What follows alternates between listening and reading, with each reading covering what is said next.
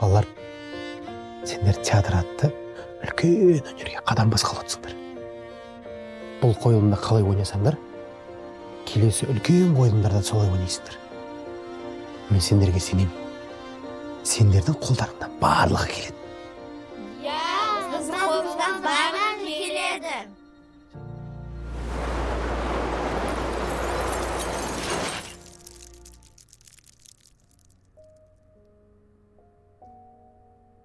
Бұл не сұмдық?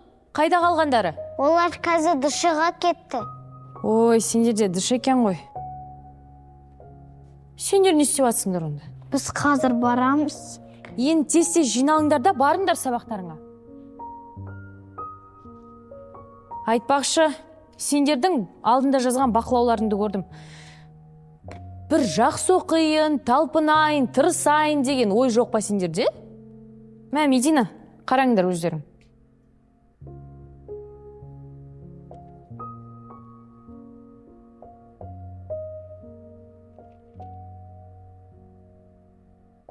Маған 4+ деген баға қойды, ал сағаншы? Мен сол әдеттендей 5 алдым. Алдияр, басқа мен сені білемін ғой, кеше ғана менен көшіп алдың ғой. Бай кісілер айтатын еді ғой, не важно как, важно результат. Қазақша сөйлеп кеттің ғой. Істің қалай істелінгені емес, нәтижесі маңызды. Әкеш дәптеріңді көрейін. Көшіріп те жатпапсың ғой. Бүгін мектепке театр келеді деген барасыңдар ма? Бай. Жақсы онда. Заттарың жинаңдар да барыңдар.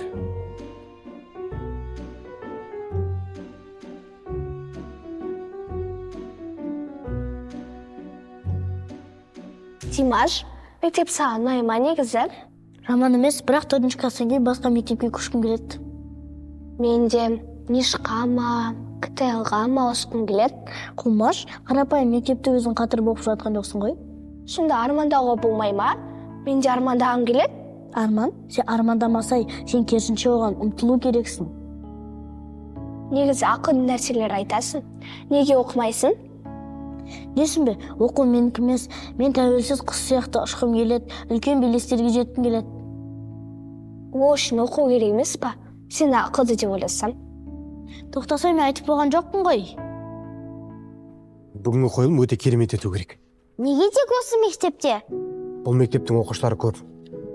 Олар біздің қойылымды көріп, театрға қызығып келуі керек. Бұл жарнамаларды сол үшін шығардыңыз ба? Иә. Мен театрға жас таланттарды тартқым келеді. Мынаны тездетіп іліп тастайық, Жарайды. Театр. Театрда өнер көрсететін сіздер ма? Иә, біздер. Ендеше не тұрмыз? Акт зал мына жақта, жүріңіздер. Қазір жарнамалып жатыр едік. Қандай жарнама? Міне. Қандай күшті. Біздің балаларды осындай үлкен өнерге баулып жатқандарыңызға мен өте қуаныштымын. Рахмет. Не тұрс, жүріңіздер. Рахмет. Жүріңіздер, мына жаққа қарай. Әдемі болсай мені құтқар. Келе жатырмыз, сен шыдап тұрс. Болсай әйтпесе қазір ұталмай қаламыз. Неге мен тастап кете бересің? Мен сені мүлде тастамаймын ғой. Мен енді әдейі істеткен жоқпын ғой. Одан кейін бұл әшейін ойын ғой. Сен де ығырымды шығарып жатсың. Әлі мына жерде сабақ істеу керек. Айтпақшы, сабақтар не болып жатыр? Несі айтасың? Сабақтар монып тұрған жоқ. Дәл мен сияқты екен. Бүгін мектепте театр келет барасың ба? Я, білем ғой, әрине барам. Онда кеттік, 30 минуттан кейін басталады. Кеттік.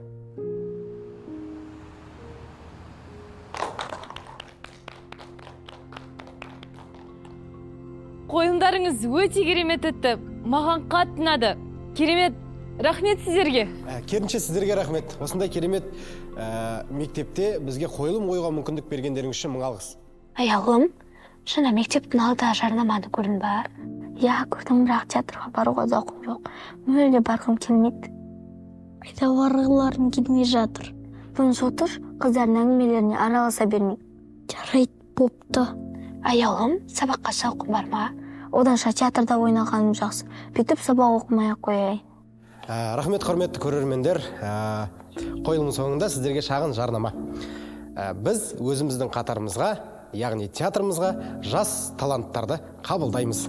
Кез келген оқушы келіп біздің қатарымызға қосыла алады. Рахмет, келесі көріскенше.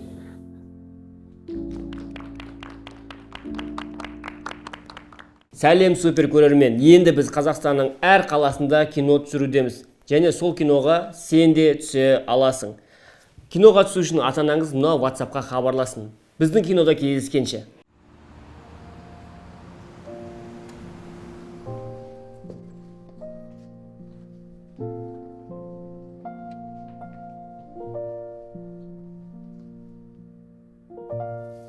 Кім екен? Анашымыз ғой келген.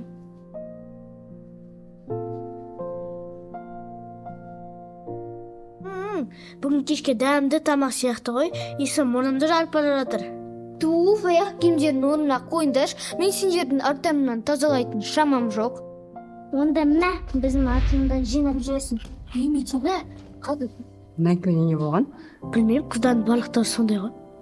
Киімдерді шешіп болған соң тамаққа келіңдер.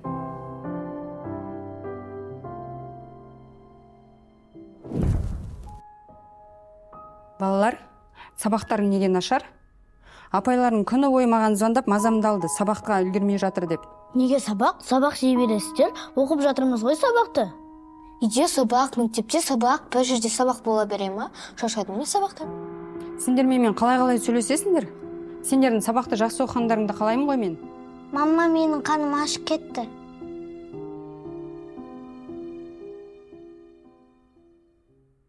Кешегі театр қызық болды ма сендер үшін? Яна, давай қызық болды, театрға түскім кетті.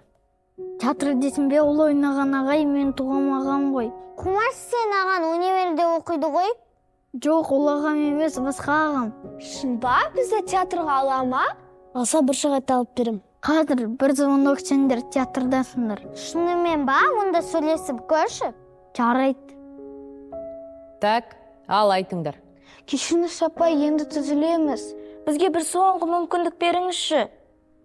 Маған мынаны айтыңдаршы. Неге мен сендерді ылғи кешірем, ал сендер жақсарамыз, үздік оқушы боламыз деп уәде бересіңдер да жоқ боласыңдар. Бұл жолғы уәдеміз ең соңғы уәде болып қалады. Сөз береміз. Мен бұл уәде соңғысы ма, соңғы емес па білмеймін. Менің бар білетін, сендердің оқу үлгерімдерің мына мектепке сай емес. Апай, біз барынша тырысып, қолымыздан келген істеп жатырмыз. Мен ондай талпынысты байқап тұрған жоқпын. Былай, сендерге соңғы мүмкіндік берем. Егерде осы соңғы мүмкіндікті пайдаланып, оқу үлгерімдеріңді жақсартпасаңдар, біз сендерді мектептен шығарамыз.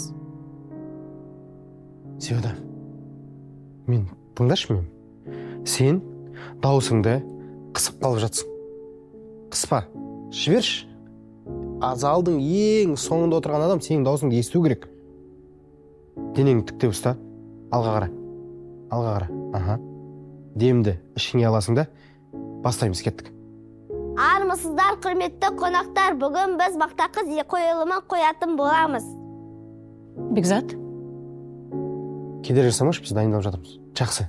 Бірақ сәл шығаруға болады тоқсы, иә? Енді дайындық жасаудың қажеті жоқ, бәрі бітті. Түсінбедім. Театрдан барлығын кетіп жатыр, мен де кетемін. Сонда ешкім қалмай ма? Жоқ, ағай, мен қаламын жаныңызда. Зияда, барлығы кетіп жатыр, сен де кетуің керек. Ағай, біз енді ғана бастадық қой, тағы да байқап көрерміз. Зияда, кет дедім ғой мен саған. Болды, театрды жабамыз, мен барлығынан шаршадым. Бар, шығыңдар, бар. Сіз де шығыңыз. Мектепке театр келейін деп жатыр ма? Жоқ, театрға жаңа әртістер қабылдаймыз деп жатыр. Мынау жақсы жаңалық. Я күнде келе бермейтін мүмкіндік. Алдиярдың ағасы театрда жетекші еді ғой. Сол театр емес па? Онда жақсы болды ғой, Алдиярдың қасында өтіп кетпейміз ба? Ей, ол жұмыстан шығып кеткен. Қашан шығып кетті? Сонда енді вообще шанс жоқ па? Неге шанс жоқ? Ана астында жазылған телефон нөмірге хабарласайық, сол жерден нақтысын білерміз. Қазір мен хабарласам.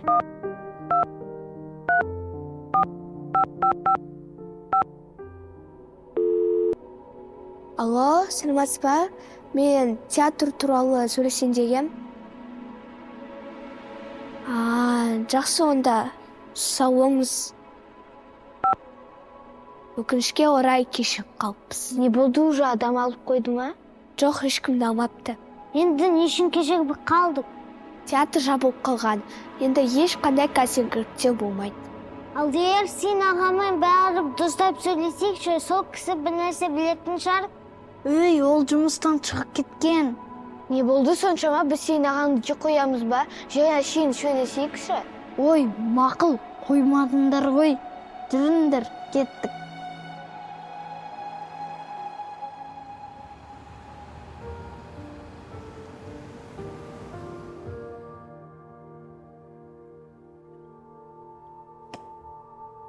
Алдияр, келетін жер осы жер ма? Бұны білгенге автобусқа міне салатын едік қо? Сәл шыдаңдар, қазір жетеміз. Жоқ, сен нақты адресті айтшы, сол кешен автобуспен барайық. Жаяу жүрген денсаулыққа пайдалы, сәл жүре тұрыңдаршы. Шашама, жаяу жүре денсаулыққа пайдалы. Өзіңді қинап шашағаның несі пайдалы? Көрдіңдер ме? Өнер жолы деген қиын. Бірінші өнер жолға түсіп алайықшы, сосын көреміз, қиын ба оңай ма? Алдияр, айтшы, осы жер емес па? Шашап кеттік қо. Жарайды, болды, қайта-қайта сұрай бермейші, өзі апаратын шығар. Шынында айтшы, әлі қанша жеріміз жетіп қалдық па әйтеуір? Бастапқыға қарағанда жақындадық қой. Сәл шыдаңдар, қазір жетеміз. Ол жер емес екен.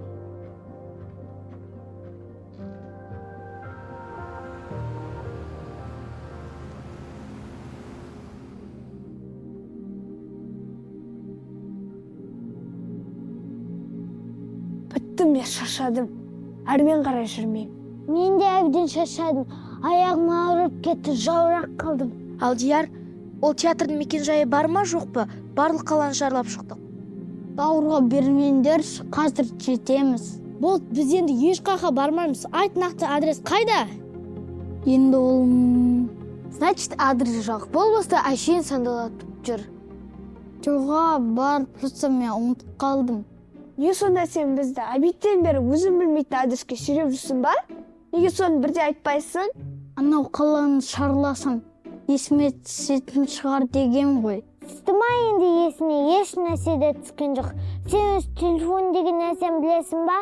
Онда неге номеріңді ұмытсаң, неге ағаны хабарласып сұрамайсың? Жоға, білем ғой, просто менде баланс жоқ. Әйтпесе хабарласып біліп беретін едім.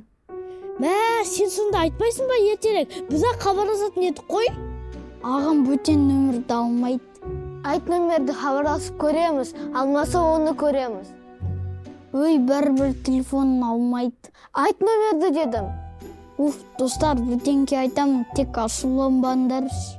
Енді номер жоқ деп шықпашы, ағам болса номер болу керек қой. Просто мен телефон ауыстырып едім. Жоқ па, өтірікті, сен байырда осы телефонмен ұстап жүрсің. Айт шыныңды. Мейлі, ол мен ағам емес, мен жай мақтану үшін өтірік айта салғам. Мен бұл кісіні мүлде танымаймын. Мен кешіріңдерші. Осында бірдеңке боларын біліп едім. Зато қаланы жаяу аралап қыдырдыңдар ғой. Сен үшін осы ма қыдыру, бұл жайдан жай сандалу? Жоқ, енді. Сөйлеме, үндеме, мен кеттім.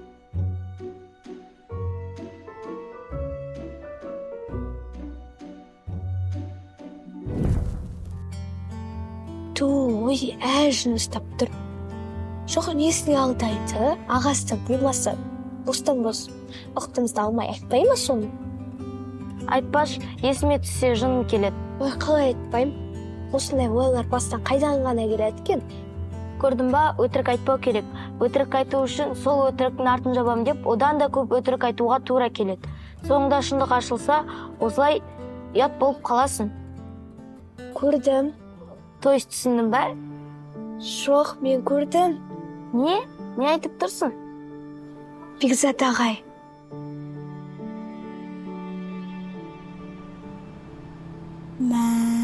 Неге өтірік айттым? Бүкіл достарыма қарап ет болдың ғой. Анам өтірік айтпа, өтіріктің құйрығы бірақ тұтам дейтін еді. Анамды бекер тыңдамаппын. Үнем сол бір нәрсеге ұрынамын да жүремін. Енді қалай кешірім сұраймын? Таза өтірікші болдың ғой. Енді олармен кешіреме? Бір өтірікшінің кесірінен қаланы жай аралаймыз деп кім ойлаған? Айтпа, абақтан бос өтірік айтып әуре қылды ғой. Қазір бізге қандай өтірікті айтып бақыт алатынын ойланған шығар. Енді оның бір сөзіне де сенбеймін. Мен де енді алдарға сенбеймін. Бүгін адамдарға шексіз сене берудің зардабын тарттым ғой. Ой, шіркіндердің отырыстарын қараш. Сабақты бір қатыр оқып келген де мектептен. Анашым, енді оқу қазір оңай емес, күн сайын қиындап бара жатыр. Не, сонда үлгерімдерің сол үшін төмен ба? Кім айтты сізге ұстабыздың үлгерімдерін төмен? Жаңа ғана апайларың хабарласты. Не, мен білмей қалады деп ойладыңдар ма? Қане, тұрыңдар, тапсырмаларыңды орындаңдар. Анашым, сәл демала тұрайықшы. Үлгерімдерің өскенше демалуды қойыңдар. Тұрыңдар болды, сабақты оқыңдар. Не істейміз, театрға алма осы мен? Жоқ, ертең хабарласып көрейік, іздеп көрейік. Бірден тоқтай салуға болмайды ғой. Біз ертең театрды іздешін, бүгін сабақты оқыстайық. Тұрында кеттік, сабақты оқыстайық.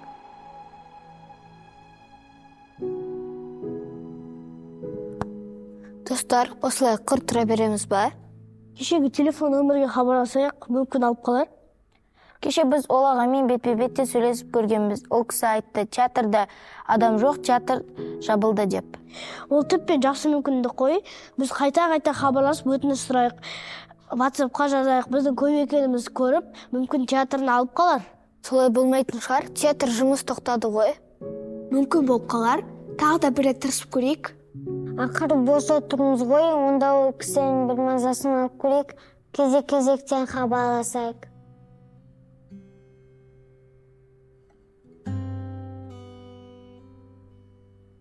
Енді театр жоқ. Не істейміз? Нам же тоже на что-то жить надо. Білмеймін. Мүмкін кино түсіріп кетеміз, а? Кино процесі театрдан да қиын. Қиын ештеңесі жоқ сияқты. Қазір барлығы телефонға түсіріп жатыр.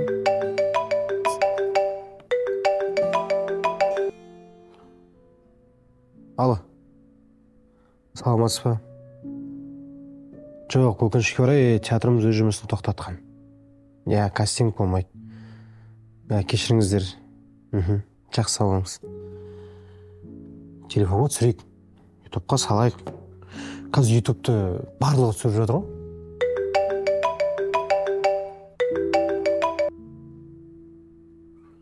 Алло? Айта беріңіз.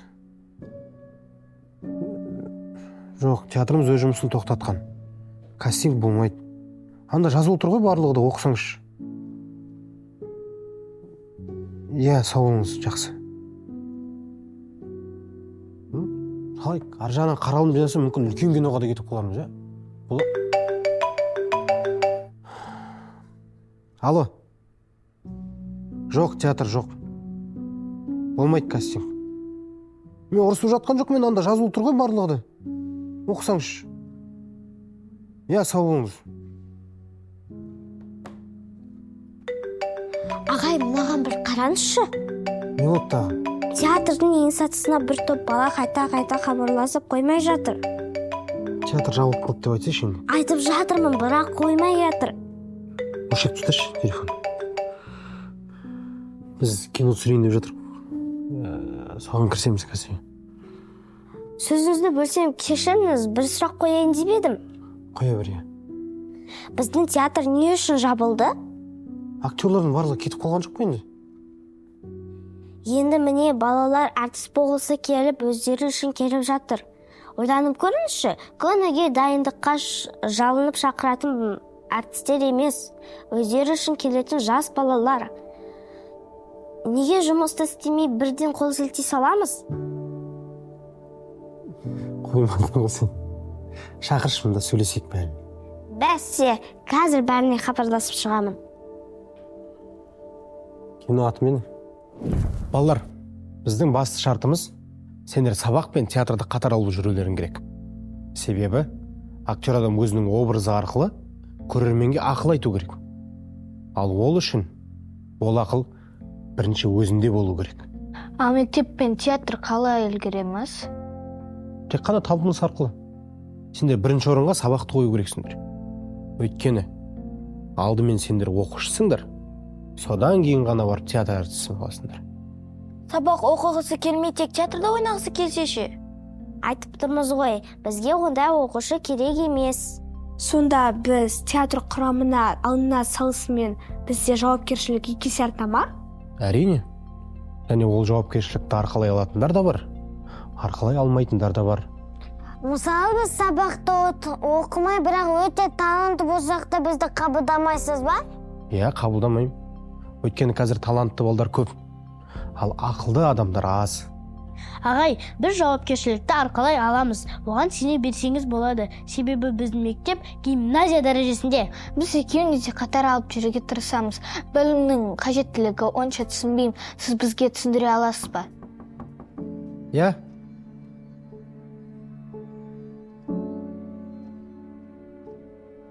Кірсем бола ма? Театрға келсең кіре ғой. Ағай, маңызды мәселелерден қалып кеттім ау. Басынан бастап түсіндіре аласыз ба? Уайымдама, ештеңеден қалған жақсы. Тұра ғой, қатарға кел.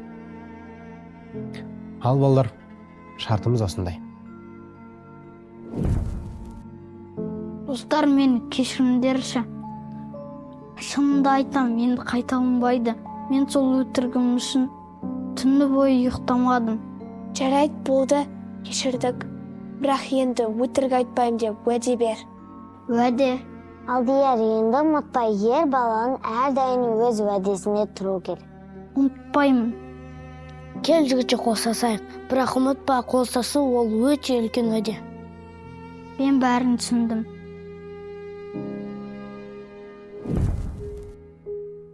Балалар, мен сендермен классикалық жанрдағы керемет ертегі алғым келіп тұр.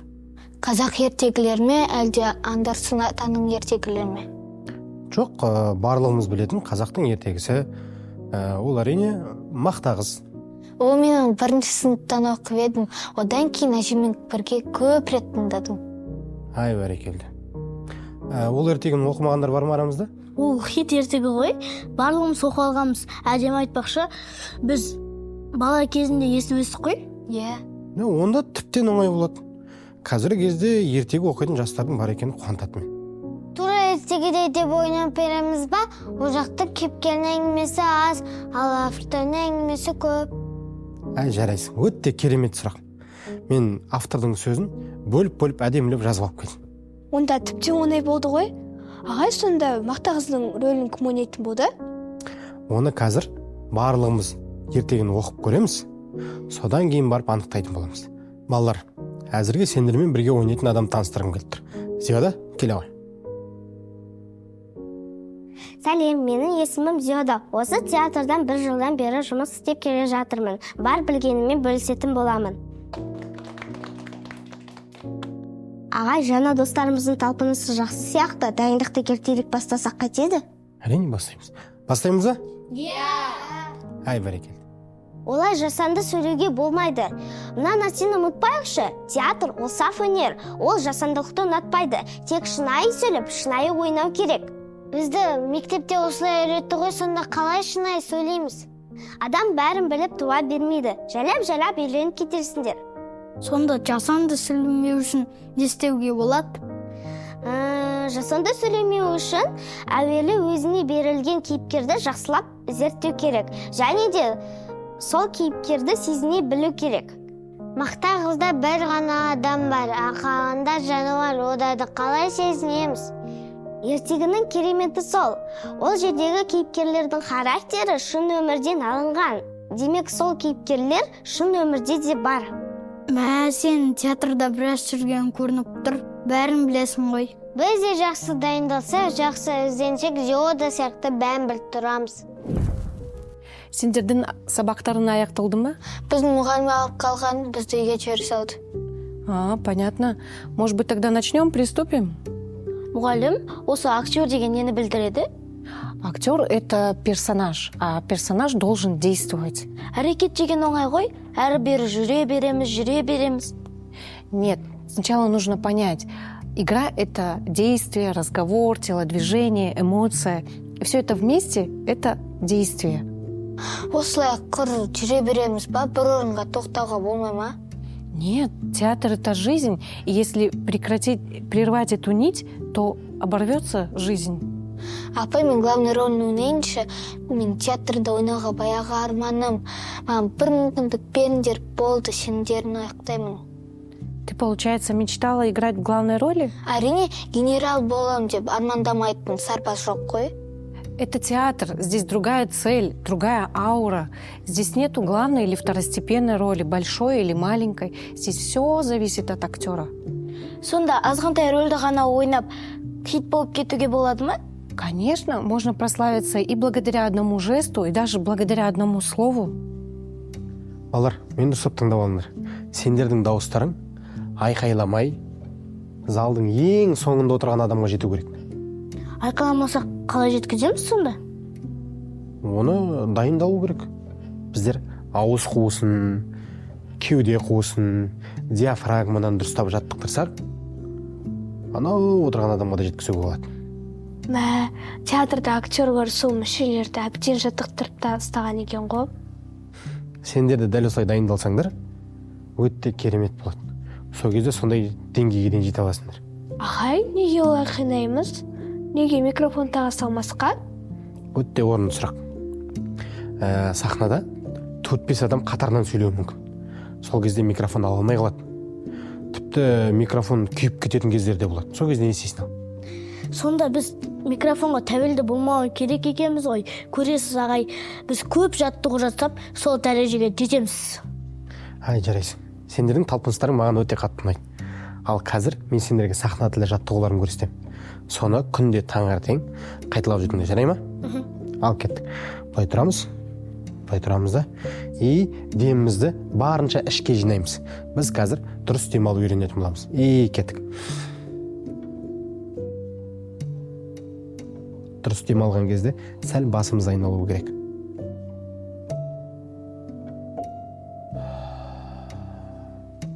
Ауаны ішке жинаймыз. Сен қазір демді мына жерге жинап жатсың. Ал бізге ішке жинау керек. Түсіндің бе? Ішке жинаймыз. Аяқ көтерілмеу керек. Кеттік.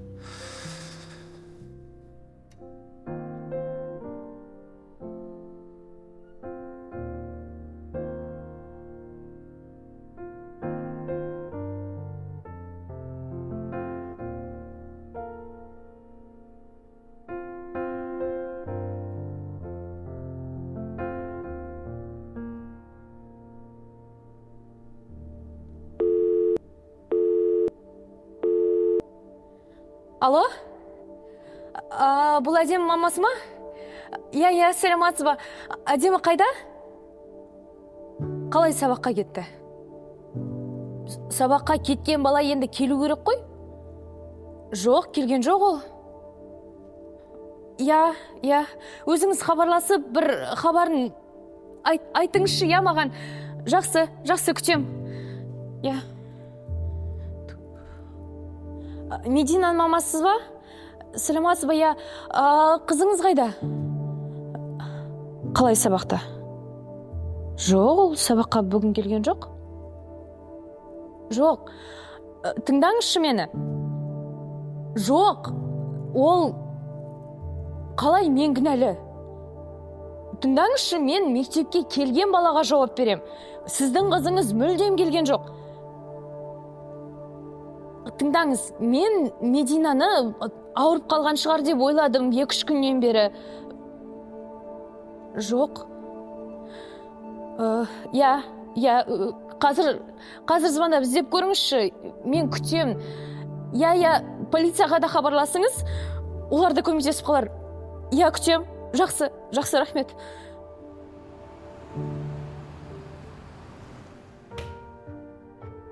Сендер не істегендерің білесіңдер ма? Не мен, не ата-аналарың білмейді сендердің қайда жүргендеріңді. Бүкіл қала уайымдап, бүкіл қала сендерді іздеп жүр. Кешіріңіз апай, біз енді қайталамаймыз. Әдемі? Сен менен осымен нешінші рет кешірім сұрап атқаның білесің ба? Мен шатысып кеттім уже. Апай, біз кеше театрда болдық. Біз де театрда ойнағымыз келеді. Бізде де түсініңізші. Мен түсінбейді екем.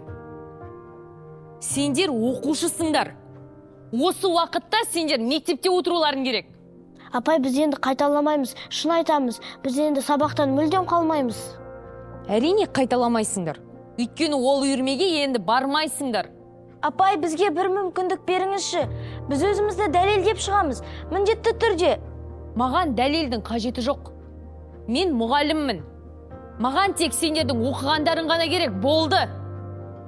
Апай, сізден өтініп сұраймыз. Бізге бір мүмкіндік беріңізші.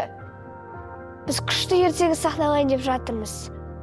Апай, қазақ атамыз болар баланың бетін қақпа белін бу дейтін еді. Біздің де бір белімізді буып жіберіңізші. Біз сеніміңізді ақтаймыз. Сенімді ақтау үшін сенім деген болу керек. Ал сендердің мына қылықтарыңнан кейін менің сендерге мүлдем сенімім жоқ. Апай, бізге бір мүмкіндік беріңізші. Сол мүмкіндікті өзімізді көрсете алмасақ, одан былай театр туралы айтпаймыз.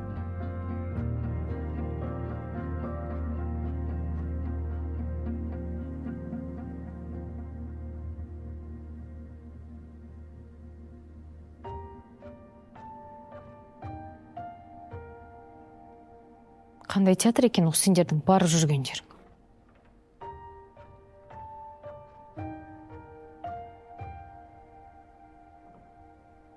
Жарайды. Сендерге бір мүмкіндік берем, бірақ бір шартпен. Сабақтарыңды оқисыңдар, үлгерімдеріңді жақсартасыңдар. Түсіндіңдер ма? Я, апай.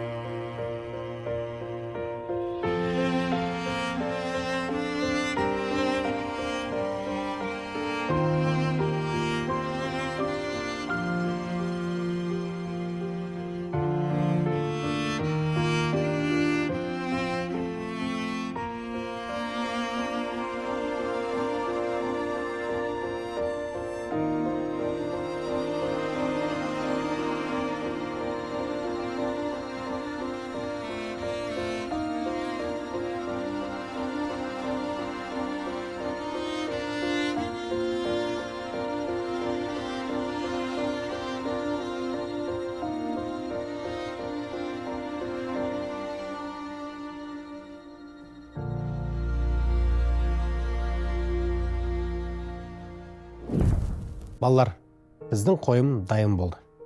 Енді шешілмеген бір мәселе қалды. Ол мәселе біз қойымда қай жерге барып қоямыз. Қаладағы театрға қояқта, ол жерге адам көп сияды, сахнасы да үлкен. Бірақ ол жердің жалға ақысы үлкен. Ал бізде ондай ақша жоқ, себебі біз бастауыш театрмыз.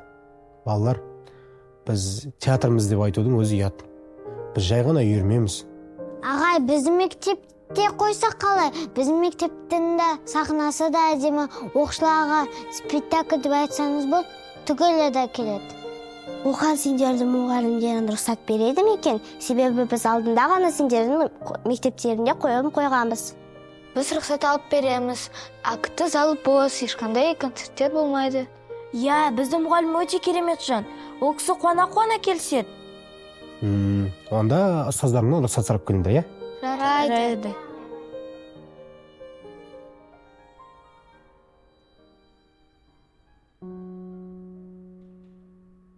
Я, не мәселемен келдіңдер? Апай, сізге бір өтінішпен келіп едік. Бізге акты залға ертегі қоюға рұқсат бересіз бе? Қандай ертегі? Мақтаңыз ертегісін қоямыз. Былай, сендер білім басқармасына барып, рұқсат қағазын алу керексіңдер. Рұқсат қағазы болса ғана, мен сендерге рұқсат бере алам. Рұқсат қағаз қайда? Апай, бізде рұқсат қағаз жоқ. Сіз бір амалын қылып беріңізші. Қыздар, бұл сендерге үй емес, мектеп қой. Апай, біз спектакльді оқушылар үшін қойын деп жатырмыз. Сабақтан бас алмай қалған оқушылар енді бір спектакль көріп, көңілдері алғансын. Мен бәрін түсініп тұрмын. Бірақ рұқсат қағазы болмаса, мен сендерге рұқсатты бере алмаймын. Апай, түсінесіз бе? Бізге ондай рұқсат қағазын алатын мүмкіндік жоқ. Өйткені біз үкіметтің театры емеспіз. Біз жай ғана жеке меншік театрмыз. Апай, бізге бір жолға көмектесесіз бе? Апай, біз оқушылардан ақша алмаймыз. Тегін спектакль болады.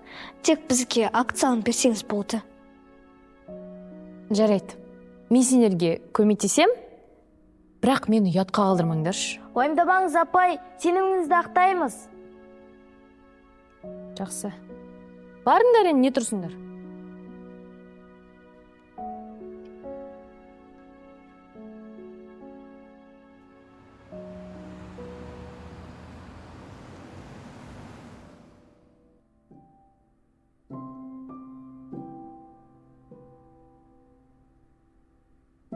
Театрда дайындық қатты болып жатыр. Әбден шаршап қалдым. Актриса болуына емес екен. Сонша шаршайтындай не түсіріп жатсыңдар? Мақтағыз ертегісіне дайындалып жатырмыз. Сендер театр деп сабақты ұмытып кетпеңдер. Анашым, ойындамаңыз, біз екеуіне де үлгереміз. Көріп тұрмын қалай үлгеріп атқандарыңды. Тіпті тамақ жеуге мұршаларың жоқ. Осыншама дайындықтарың бос дүние болып қалмасын ертең. Ойындамаңыз, анашым, біз күшті ертегі дайындап жатырмыз. Егер дәл осылай шаршайтын болсаңдар, театрды тастауға тура келеді. Болмашы ертегі үшін өздеріңді қинап жүрсіңдер. Болмайтын ертегі емес, анашым, өте күшті ертегі. Сенбесеңіз, ертең мектепке келіп көріңіз. Әрине көремін. Балаларымның еңбегін неге көрмеске? Сағат нешеде болады? Шынымен де келесіз ба? Әрине барамын. Уақытын айтсаңдар, болды. Сағат 3-те болады. Жақсы, ертең онда 3-те боламын сонда. Балалар, сендер театр атты үлкен өнерге қадам басқалы отырсыңдар. Бұл қойылымда қалай ойнасаңдар, келесі үлкен қойылымдарда солай ойнайсыңдар. Мен сендерге сенем. Сендердің қолдарыңнан барлығы келеді. Біздің қолымыздан барлығы келеді. Ай, жарайсыңдар. Аға, сен маған кішкене жапырақ бере аласың ба? Мен мұқтаж болып тұрмын. Мен саған жапырақ беру үшін сен... Су әкеп берейін ба? О, иә, су әкеп берші. Ал суды қайдан аламын? Суды...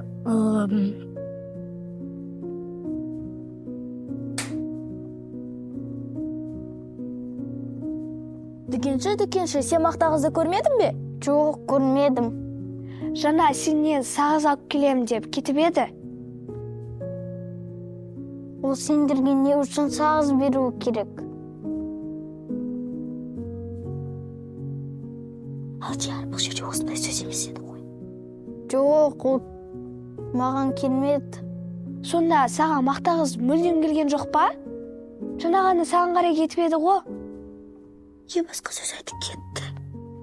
Өзі ғой басқа сөз айта бастаған. Дүкенші кетіп қалды, не істейміз?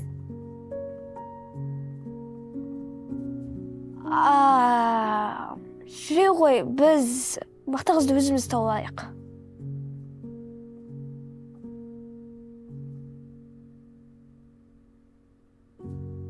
Тура сахнаға шыққан кезде неге сөзден ұмытасыңдар? Бір ай бойына жатаңдар. Сендердің кесірлерінен бүкіл мектепке позорладық қой. Тіпті анамызды көрді. Ақылды болсаңдар сөздеріңді жалғастырып кетпейсіңдер ме? Соны айтам, үнсіз қарап тұрында қойыңдар. Аудар, сен неге сахнадан шығып кеттің? Сөзіңді аяғына дейін айтпай? Не істерімді білмей қалдым. Маған бәле жаба бермес. Сендер де өз сөзіңді ұмыттың ғой. Мен зата өзім айыбымды жуып шайдым ғой, ал сен тұрдың да кетіп қалдың. Болды, ашқандай бермеңдер. Бірінші рет сахнаға шығып тұрмыз ғой енді. Үйреніп аламыз. Напасырдан кейін тағы да сахнаға шығасыңдар ма? Мен напасырдан кейін далаға шығуға ұялып тұрмын. Негізі қыздар балдар босқа даурығып тұрсыңдар. Сен араласпаш, сендер неге ашуланып жатсыңдар? Сүттен ақ судан таза болып отырсыңдар ма? Біз өз сөздерімізді ұмытпай айтып шықтық. Амыналар болса өз сөздерін ұмытып, бір ай бойы дайындығымызда күрт таққан шығады. Ұмытқан сөздерімді айтып жіберуге болады ғой. Әйтеуір барлығын ұмытасыңдар. Біз ақ бүкілін құртқан болды, біз енді спектакль ойнамаймыз. Мені ешкім тыңдамай ма?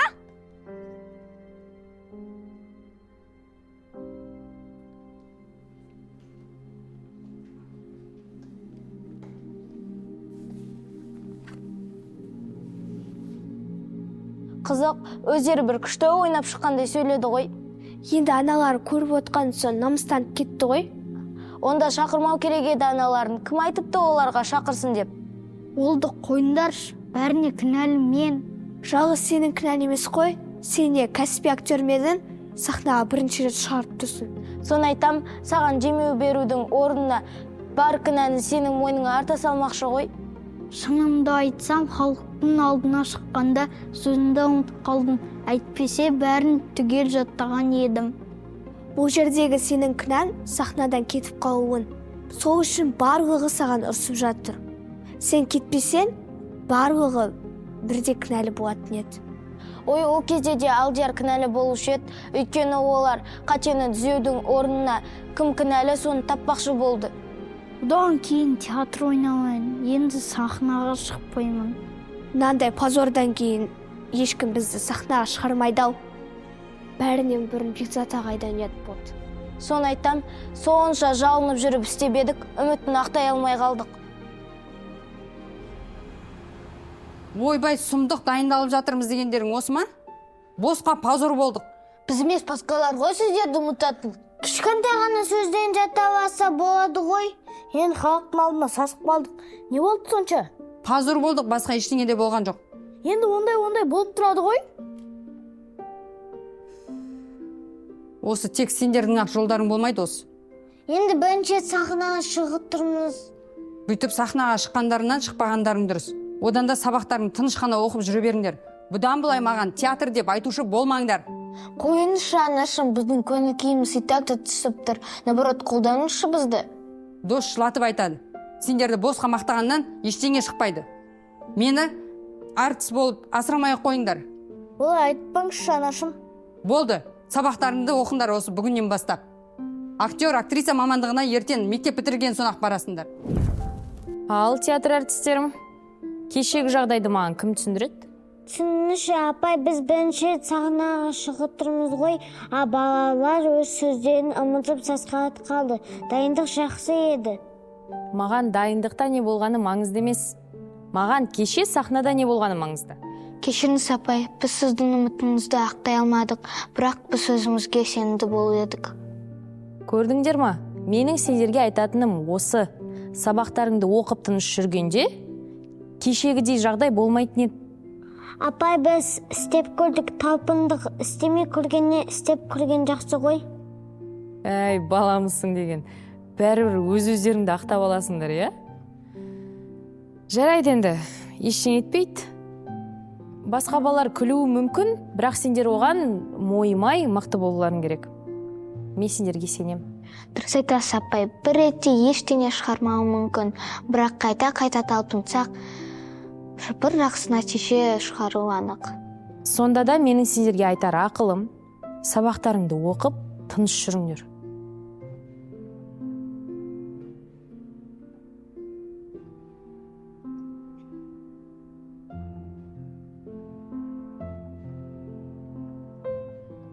Медина, балаларды бір жерге жинау керек.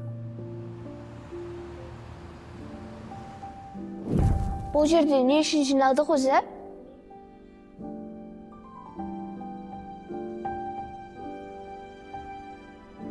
Ал балалар, қалайсыңдар? Онша емес. Не болып қалды? Не жаңалық?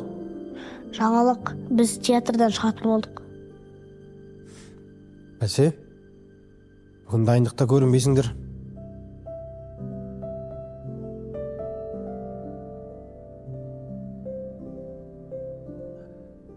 Сол үшін өзім іздеп келдім. Ал, не үшін шығайын деп жатсыңдар? Ой, масқара болғымыз келмейді. Аға, мәселе ода емес. Олар спектакльдан соң өзара әбден ұрысты. Қой дегеніме қоймады. Соларыңа не себеп? Өзара кінәліні анықтағандай болдық. Балалар, сол ұрыстарыңа ең басты кінәлі адам кім екенін білесіңдер ме? Айтыңызшы, сіздің ойынша бұл жерде кім кінәлі? Әрине мен. Қалай? Балалар, дайын емес нәрсені сахнаға шығарған мен. Адам алғаш сахнаға шыққан кезде бұл қобалжиды. Онымен сендер актердің қандай болатынын, сахнаның қандай болатынын, көрерменнің қандай болатынын көрсін деді. Сол үшін істедім. Балалар, мән жаттап алыңдар. Әлі дайын болмаған қойылымды көрерменге ұсынуға болмайды.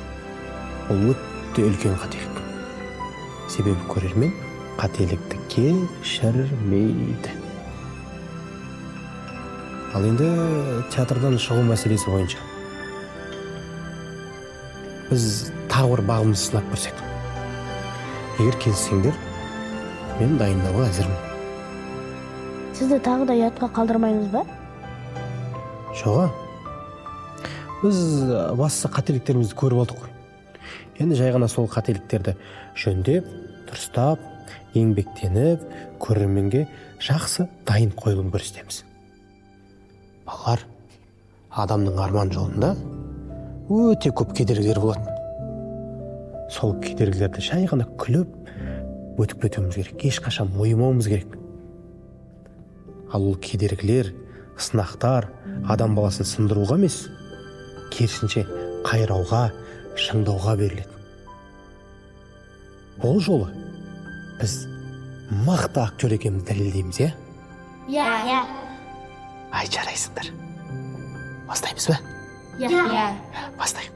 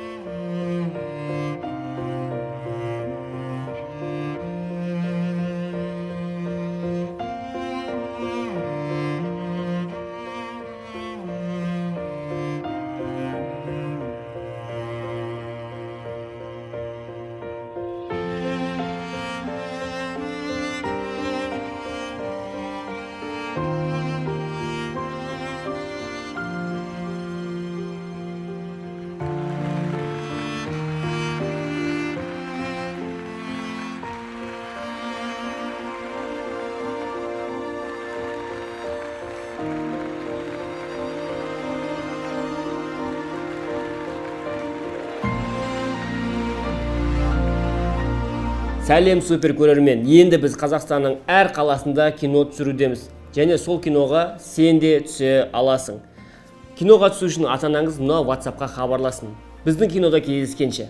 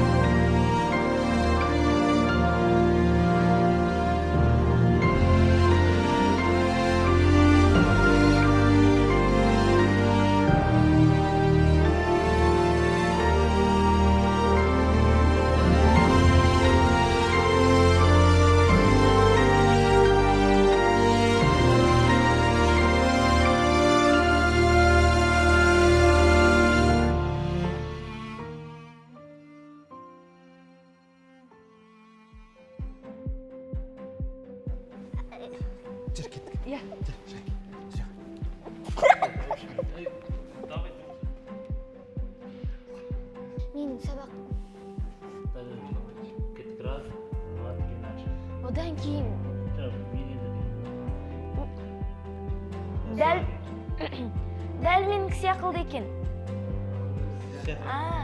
Раз.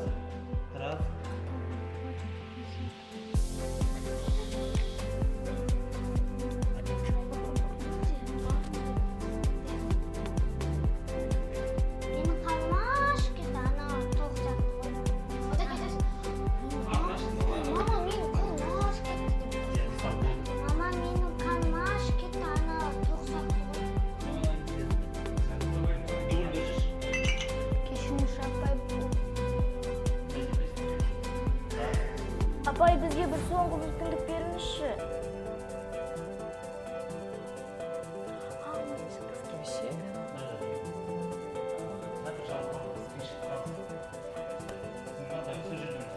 Раз, два, тұр кет. Раз, два, три, начали. Не болды ғой? Три, начали. Ана жазып тұрған телефон номерге хабарласақ, Раз, два, три, начали. неге шаншып, ана астында жазып Три, начали. кет жатыр. Ең соңғы. Ең соңғысы. Раз, два, три, начали.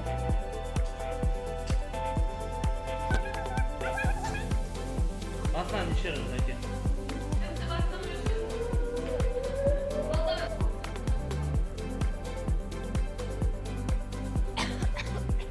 Раз, два, три, начали. Давай. Айтпаштан баста. Раз, три, начали. Осылай құрттыра бер. Бастан. Ағай, мынаған бір қараңызшы. Да, бастан.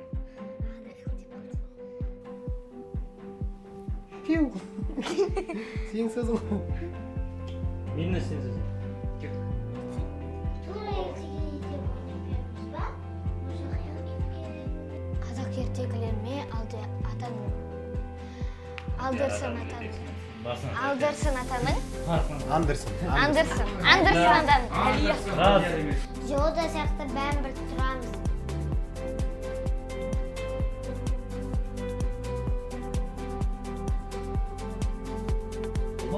Я? Ол жер емес, мен басынан бастап деп отырмын. Я басынан бастап деп сұрап отырмын. Камераға ешқайсысын қарамаңдар. Да, мысық қош. Этюд жасау. Кәдімгі. Раз, два, три, начали.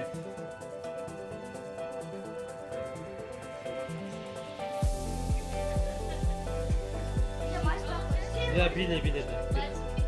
Да, кет. Раз, два, три, начали. Били. Сен араласпаш, сендер неге? Где там найдешь? Раз.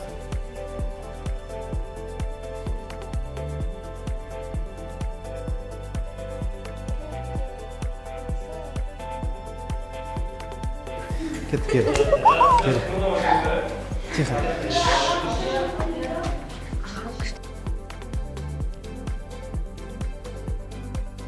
Стоп.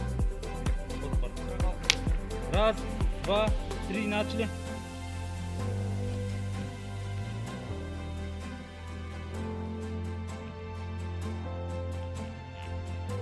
Андай жоқ деген сияқты мынандай істесе дағы басынан. Раз, два,